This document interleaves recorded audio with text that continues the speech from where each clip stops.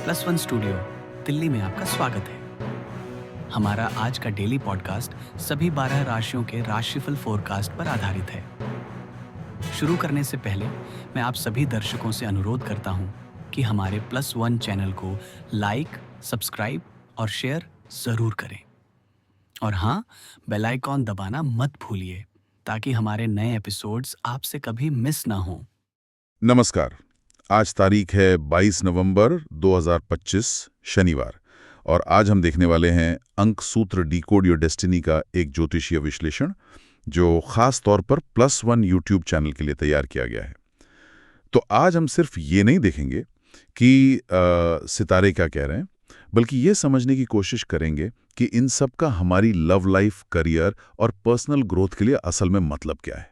और पहली नज़र में ही एक बात साफ दिख रही है, आज का दिन सतही चीजों के लिए नहीं है। ऐसा लगता है कि ग्रह नक्षत्र हमें हर मामले में मतलब गहराई में उतरने के लिए कह रहे हैं, चाहे वो रिश्ते हों, हमारा काम हो या खुद को समझना हो। चलिए इस गुत्थी को सुलझाते हैं। आपने बिल्कुल सही पकड़ा। आज की जो ऊर्जा है ना, उसका सार ही गहराई है। इसके पीछे एक बड़ा कारण है, घटता हुआ चंद्रमा मतलब वेनिंग मून और शरद ऋतु का अंत। अच्छा, इन्हीं चीजों को छोड़ने और आत्मचिंतन का समय होता है। तो आज जो भी सलाह दी गई है, चाहे वो प्यार के लिए हो या काम के लिए, वो इसी बड़ी थीम से जुड़ी हुई है, दिखावे को छोड़कर असलियत को पहचानना। ठीक है, तो फिर चलिए रिश्तों से शुरू करते हैं, क्योंकि यहीं पर सबसे ज्यादा दिलचस्प बातें दिख रही हैं। एक तरफ मेष राशि वालों को सलाह है कि वे शब्दों से ज्यादा अपने कामों से प्यार जताएं। हाँ, और दूसरी तरफ मिथुन राशि वालों को अपनी बातचीत का तरीका बदलने, उसे ताजा करने के लिए कहा जा रहा है। ये तो एक दूसरे से बिल्कुल उल्टी सलाह लगती है। एक को कहा जा रहा है बोलो मत, करो, और दूसरे को नए तरीके से बोलो। ऐसा क्यों? ये एक शानदार सवाल है, क्योंकि यहीं पर ग्रहों का पूरा खेल समझ आता है। देखिए, मेष और वृषभ जैसी राशियों पर आज शुक्र यानी वीनस का प्रभाव ज्यादा है। शुक्र शब्दों से ज्यादा भावनाओं और अनुभवों में यकीन रखती है। इसीलिए मेष के लिए करके दिखाना ज्यादा मायने रखता है। लेकिन मिथुन राशि पर बुध का शासन है। बुध मतलब मर्क्यूरी? जी, मर्क्यूरी, जो संचार, बुद्धि और विचारों का ग्रह है। तो उनके लिए तो बातचीत ही सब कुछ है। आज की ऊर्जा उनसे कह रही है कि अपनी बातचीत को, वो जो रटा रटाया ढर्रा है ना, उससे निकालकर उसमें कुछ नयापन, कुछ मजाक और बौद्धिकता लाओ। तो सलाह अलग है, लेकिन मकसद एक ही है, कनेक्शन को गहरा बनाना। अच्छा, तो इसका मतलब यह है कि आज हमें दिल और दिमाग दोनों से बात करनी होगी। सिर्फ भावनाएं या सिर्फ तर्क काम नहीं करेंगे, बल्कि दोनों का एक बैलेंस चाहिए। बिल्कुल। और ये बात तो सिंगल लोगों के लिए दी गई सलाह में भी दिखती है। ये बहुत ही खास है। सिंह राशि वालों को सांस्कृतिक जगहों पर, तुला वालों को कलात्मक जगहों पर और कुंभ राशि वालों को किसी सामाजिक काम के दौरान कोई मिल सकता है। ऐसा लगता है जैसे यूनिवर्स आज बहुत ही स्पेसिफिक लोकेशन पे मैच मेकिंग कर रहा है। बिल्कुल, ये सतही डेटिंग एप्स पर स्वाइप करने से कहीं ज्यादा गहरा है। ये संकेत दे रहा है कि सच्चा कनेक्शन तब बनता है जब दो लोग एक जैसी गहरी रुचियों या मूल्यों को साझा करते हैं। और ये सिर्फ नए रिश्तों के लिए नहीं है, पुराने रिश्तों में भी वो जो छोटी छोटी चीजें हैं ना, उन पे ध्यान देने की बात कही गई है। जैसे वृषभ राशि वालों के लिए साथ में खाना पकाना। हाँ, मैंने भी पढ़ा। या कन्या राशि के लिए एक दूसरे की छोटी छोटी बातों की तारीफ करना। यहाँ तक कि सिंह राशि, जो बड़े बड़े जेस्चर के लिए जानी जाती है, उनको भी सलाह दी गई है कि वो भव्य प्रदर्शन के बजाय अपने साथी से उनके सपनों के बारे में वो विचारशील सवाल पूछें। तो आज का प्यार दिखावे में नहीं, बल्कि बारीकियों में छिपा है। एकदम। तो ये तो हुई रिश्तों की बात, जहां गहरी और सच्ची बातचीत आज की कुंजी है। पर क्या यही ऊर्जा हमारे दफ्तर के माहौल पर भी असर डाल रही है? क्योंकि सच कहूं तो ऑफिस कम्युनिकेशन अक्सर गहरी बातचीत से कोसों दूर होता है। हाँ, ये तो सच है। लेकिन दिलचस्प बात यह है कि दफ्तर में भी आज कनेक्शन ही सबसे बड़ा थीम है, लेकिन एक अलग अंदाज में। यहाँ जो शब्द बार बार आ रहा है वो है सहयोग, मतलब कोलैबोरेशन। हाँ, मेष से लेकर मीन तक लगभग 9 राशियों को मिलकर काम करने की सलाह दी गई है। लेकिन मुझे जो बात सबसे ज्यादा दिलचस्प लग रही है वो ये नहीं है कि सबको मिलकर काम करना है, बल्कि ये है कि हर किसी का रोल अलग है। ये सिर्फ टीम वर्क नहीं है। सही बात। जैसे मेष राशि को कहा गया है कि वो निर्देश देने से पहले सुने और सिंह राशि को मध्यस्थता करने और दूसरों के काम को सराहने के लिए कहा गया है। ये तो एक पूरी स्ट्रैटेजी लगती है। अपने से बहुत अच्छे से समझा। ये टीम वर्क नहीं बल्कि इंटेलिजेंट टीमिंग का दिन है। आज की ऊर्जा एक बुद्धिमान टीम बनाने की है, जहां हर कोई वो काम कर रहा है जिसमें वो सबसे अच्छा है। अच्छा।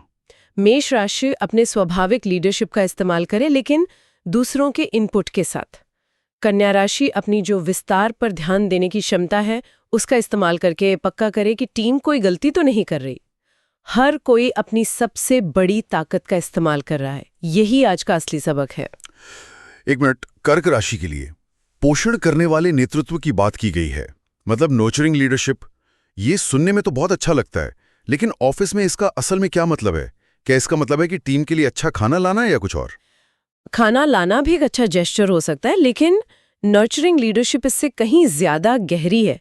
इसका मतलब है एक ऐसा माहौल बनाना जहां टीम के सदस्य सुरक्षित महसूस करें, अपनी राय खुलकर रख सकें और गलतियां करने से न डरें।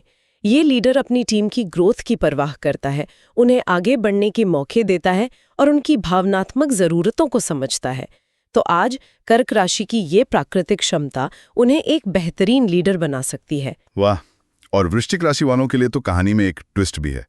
कार्यस्थल की कुछ रहस्य उजागर हो सकते हैं। ये तो किसी थ्रिलर फिल्म जैसा लग रहा है। इसका क्या मतलब हो सकता है? क्या उन्हें ऑफिस की कोई गॉसिप पता चलेगी या कोई छुपी हुई फाइल मिल जाएगी? इसकी संभावना गॉसिप से ज्यादा रणनीतिक है।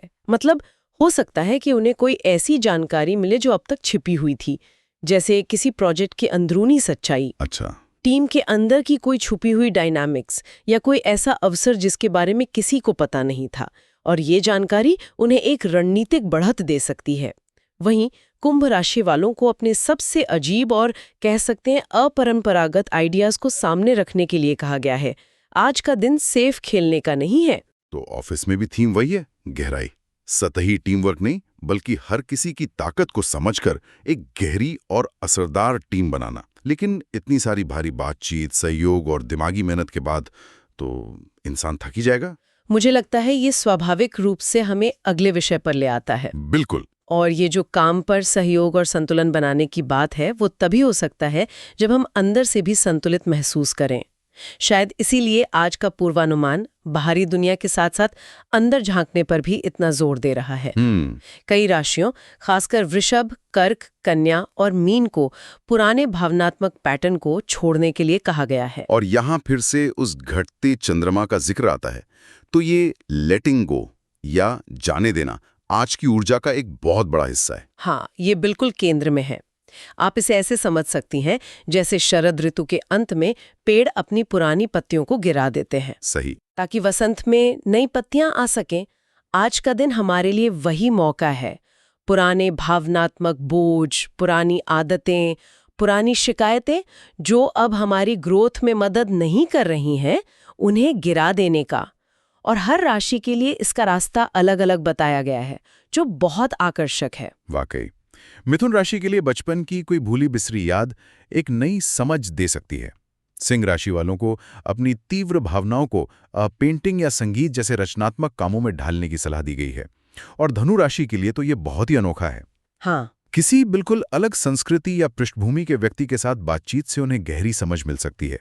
ऐसा लगता है एक जैसे हर किसी को खुद को समझने के लिए एक अलग चाबी दी गई है। बिल्कुल। ये दिखाता है कि आत्म खोज का कोई एक सीधा रास्ता नहीं होता। वृश्चिक राशि के लिए तो ये भी कहा गया है कि उन्हें अपने ही अंदर की किसी इच्छा के बारे में कोई ऐसी सच्चाई पता चल सकती है जो उन्हें हैरान कर दे। ये आत्म जागरूकता का एक शक्तिशाली दिन है। लेकिन यहाँ एक चेतावनी भी है। चेतावनी? हाँ, खासतौर पे कर्क राशि के लिए। हाँ, मैंने भी वो पढ़ा। कर्क राशि, जो अपनी सहानुभूति और देखभाल करने वाले स्वभाव के लिए जानी जाती है, को सलाह दी गई है कि दूसरों की मदद करते हुए अपनी भावनात्मक ऊर्जा को बचाएं। ये बहुत जरूरी बात है। बहुत ज्यादा। अक्सर हम दूसरों की मदद करने में इतना डूब जाते हैं कि अपनी सीमाओं को भूल जाते हैं। सही कहा। आज का दिन संतुलन साधने का है।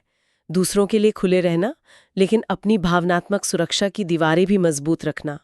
आत्मचिंतन का मतलब सिर्फ अपने अंदर झांकना नहीं है, बल्कि ये भी तय करना है कि हम अपनी ऊर्जा कहाँ और कैसे खर्च करते हैं। तो हमने मन की बात की, दिल की बात की, ऑफिस की बात की। अब शरीर पर आते हैं, क्योंकि इतनी सारी मानसिक और भावनात्मक उथल-पुथल को संभालने के लिए शारीरिक रूप से भी मजबूत रहना जरूरी है। स्वास्थ्य और यात्रा के लिए भी कुछ बहुत ही व्यावहारिक सुझाव दिए गए हैं। हाँ, और यहाँ भी एक पैटर्न है, ग्राउंडिंग, यानी खुद को जमीन से, वास्तविकता से जोड़ने का। ग्राउंडिंग जी, जैसे मेष राशि के लिए शाम का समय वेट ट्रेनिंग के लिए अच्छा बताया गया है, जो शरीर को मजबूती से जमीन पर टिकाता है। वहीं वृषभ राशि वालों को बागवानी जैसी गतिविधियों से ऊर्जा मिलेगी, जो सीधे सीधे धरती से जुड़ना है। ये गतिविधियां हमें हमारे विचारों के बवंडर से निकालकर हमारे शरीर में वापस लाती हैं। और यात्रा के बारे में भी एक दिलचस्प पैटर्न है। वृश्चिक को छोड़कर जिन्हें यात्रा टालने की सलाह दी गई है, बाकी लगभग सभी को लंबी दूरी की यात्रा के बजाय छोटी स्थानीय यात्राओं पर ध्यान देने को कहा गया है। मेष राशि वालों को तो यहां तक कहा गया है कि वे लंबे और दर्शनीय रास्ते से जाएं, मतलब सीनिक रूट। इसका क्या मतलब हो सकता है? इसका एक प्रतीकात्मक अर्थ भी हो सकता है। शायद संदेश ये है कि आज हमें दूर की मंजिलों के पीछे भागने के बजाय अपने आसपास की सुंदरता को खोजना है। ये गहराई में जाओ, दूर नहीं वाली थीम को ही मजबूत करता है। अच्छा, दर्शनीय रास्ते से जाने का मतलब है कि मंजिल से ज्यादा सफर का आनंद लो, धीमी गति से चलो और अपने आसपास की चीजों पर ध्यान दो। ये आज की भागदौड़ वाली जिंदगी के बिल्कुल विपरीत है। ठीक है। और आखिर में आते हैं उन उपायों पर। हर राशि के लिए कुछ छोटे छोटे उपाय बताए गए हैं। धूप जलाना, क्रिस्टल रखना या खास रंग के कपड़े पहनना। जैसे सिंह और वृषभ दोनों को पन्ना हरा पहनने को कहा गया है। हाँ, एमरल्ड ग्रीन। अब कई लोग जिन्हें सुनते हैं वो शायद थोड़े शक्की हो सकते हैं, तो इन उपायों को देखने का एक व्यावहारिक तरीका क्या हो सकता है? ये बहुत अच्छा सवाल है। आप इन उपायों को अंधविश्वास की तरह देखने के बजाय इरादे तय करने के अनुष्ठान के रूप में देख सकते हैं। Rituals of intention. हाँ, चाहे आप क्रिस्टल की ऊर्जा में विश्वास करते हो या नहीं, लेकिन जब आप सुबह एक क्रिस्टल हाथ में लेके 5 मिनट के लिए शांत बैठते हैं, तो आप असल में दिन की भागदौड़ शुरू होने से पहले खुद को एक पल का ठहराव दे रहे हैं। जब आप जानबूझकर हरा रंग पहनते हैं, तो आप खुद को याद दिला रहे हैं कि आज मुझे ग्रोथ या स्थिरता पर ध्यान देना है। चंदन की धूप का जिक्र कई राशियों के लिए है, जिसकी सुगंध मन को शांत करने के लिए जानी जाती है। तो ये उपाय असल में हमारे मन को एक लक्ष्य पर केंद्रित करने के वो मनोवैज्ञानिक उपकरण हैं, साइकोलॉजिकल टूल्स। तो अगर मैं आज की पूरी बातचीत का सार निकालूं तो 3 मुख्य बातें सामने आती हैं। पहली, बातचीत में गहराई लाओ, चाहे वो शब्दों से हो या कामों से। सही।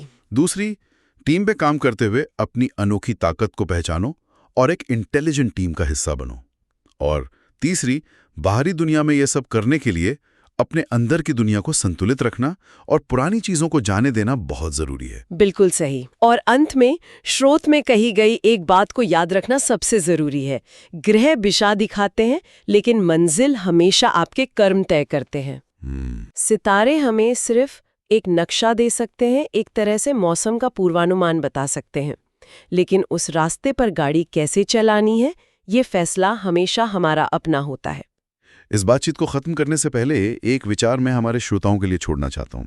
आज के पूर्वानुमान में हमें खास रंग पहनने या खास धूप जलाने जैसे छोटे छोटे अनुष्ठान करने की सलाह दी गई है। इन पर विश्वास करने या न करने से परे, क्या ऐसे छोटे इरादे के साथ किए गए काम वाकई हमारे दिन की दिशा और हमारी मानसिकता को आकार देने में कोई भूमिका निभाते हैं? और अगर हाँ, तो हमारा अपना बनाया हुआ ऐसा कौन सा छोटा सा अनुष्ठान हो सकता है जो हमें हर दिन बेहतर महसूस करने में मदद करे? इस पर सोचिए जरूर। तो दोस्तों, आज का हमारा राशिफल यहीं समाप्त होता है। उम्मीद है आपको यह +1 स्टूडियो का डेली पॉडकास्ट पसंद आया होगा। अगर आपको हमारी प्रस्तुति अच्छी लगी हो तो इसे लाइक, शेयर और सब्सक्राइब जरूर करें। और हाँ, बेल आइकॉन दबाना मत भूलिए, ताकि हर नए राशिफल एपिसोड की जानकारी आपको सबसे पहले मिले। कल फिर मिलेंगे एक नए दिन और नई भविष्यवाणियों के साथ। धन्यवाद और आपका दिन शुभ हो। The zodiac forecasts provided by +1 are based on general astrological interpretations. These insights are meant for informational and entertainment purposes only. Personal experiences may vary. We do not claim any scientific validity or guarantee outcomes.